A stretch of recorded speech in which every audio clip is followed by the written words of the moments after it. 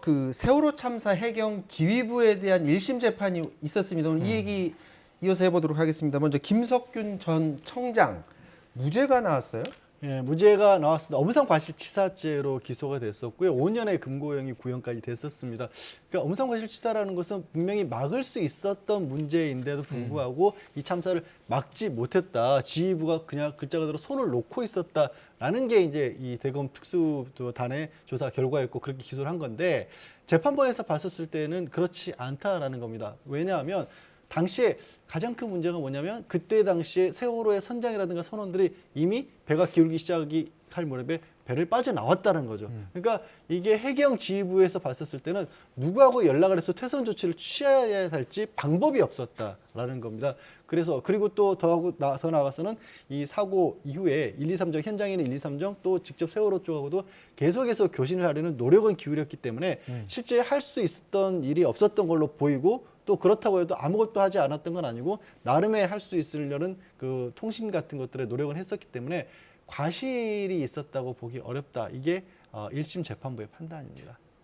청장 그렇고 지휘부 많지 않습니까? 징역형 하나도 없나요? 사실 이 상황이 되면 동일한 기준이 적용되는 거거든요. 지금 말씀드린 것처럼 그러면 업무상 과실이 누구에게는 있고 누구에게는 없다라는 게 있을 수가 없는 상황이지 않습니까? 다만 지금 화면에 보시는 김문흠 전 목포 해양경찰서장에 대해서 집행유예가 내려진 건요. 이 업무상 과실치사에 대해 나온 게 아니라 이후에 이게 세월호 3사가 있었을 때 퇴선 명령을 내렸다는 식으로 공문서를 이 허위로 작성하도록 한 겁니다. 네. 그래서 이 부분에 있어서 허위 공문서 작성이고 허위 작성 공문서 행사를 했다는 부분에 있어서 이게 징역형과 집행유예가 나온 것이지 현장에서 그러니까 세월호 참사 당일에 있어서의 구조 의무를 소홀히 했다는 부분은 그 누구에 대해서도 인정을 하지 않은 겁니다.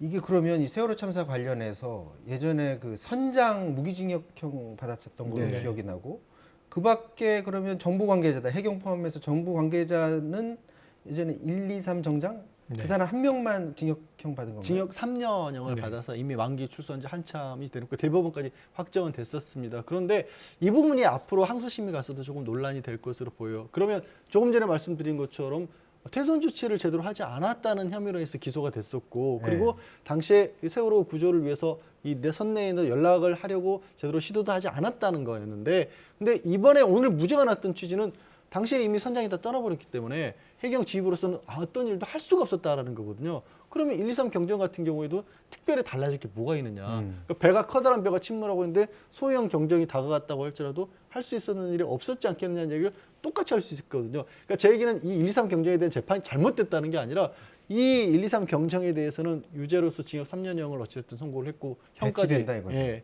근데 좀 배치되는 부분이 생길 수 있다라는 거죠. 네.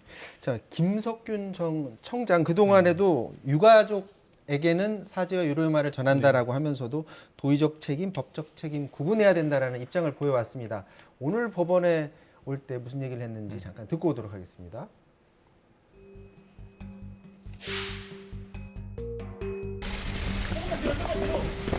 오늘 선고인의 심정이 어떠신가요? 앞서 재판에서 혐의 부인하셨는데 입장변은 없으십니까? 세월호 유가족들에게 하고 싶은 말 없으세요?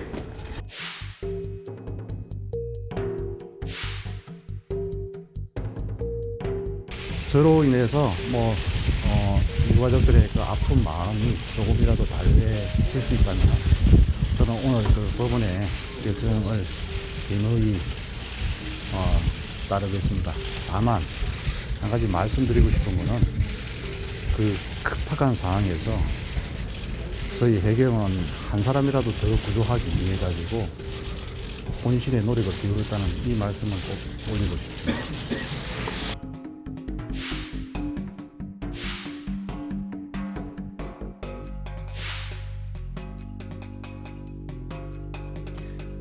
자, 유가족들 오늘 이거 지켜봤다고 네, 하는데 어떤 방식으로든지 처벌을 받기를 바랐을 그럴 것으로 보여지는데 좀 아쉬운 부분이 있다면 어떤 게 있을 수 저는 있을까요? 유가족도 기가 막힐 것 같고요. 국민 다수도 납득은 어렵습니다. 무능은 죄가 아닌가 이렇게 여쭤보고 싶어요. 저 구조에 책임이 있는 국가기관이 이 어떤 공권력이라고 우리가 부르는 그 무능했던 것은 법적인 죄는 아닌가? 윤리적인 죄일 뿐인가? 혼신의 힘을 기울여서 한 사람이라도 더 구했다고 하는데 그때 우리는 국가가 붕괴했다. 우리 아이들에게 가만히 있으라. 이거 안 된다. 엄청나게 국민들이 거리에 나와서 저 문제에 대해 상의했고 심지어는 지난 정부의 박근혜 전 대통령이 해경을 해체한다 이런 발표까지 나왔습니다. 그런데 지금 이 이제 7주기가 다가오고 있어요. 4월 재보선이 끝나면 이제 4.16 7주기인데 이때 우리 아이들에게 아무도 책임진 사람은 없다라고 얘기하는 게 이게 타당한가?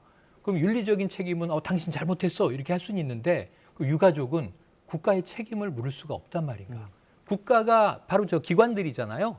해경지휘부가 당시에는 책임이 있는 건데 저렇게 무기력하고 무능했는데 법적 책임은 없다.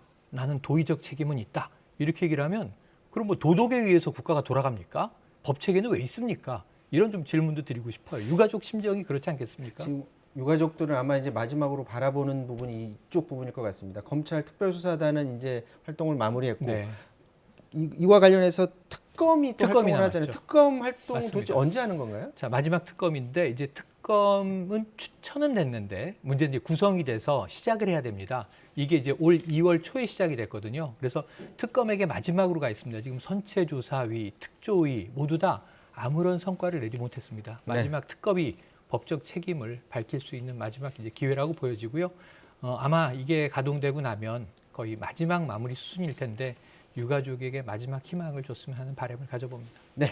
자, 지금까지 세월호 참사 관련해서 해경 지휘부에 대한 재판 결과 두 분과 함께 짚어봤습니다.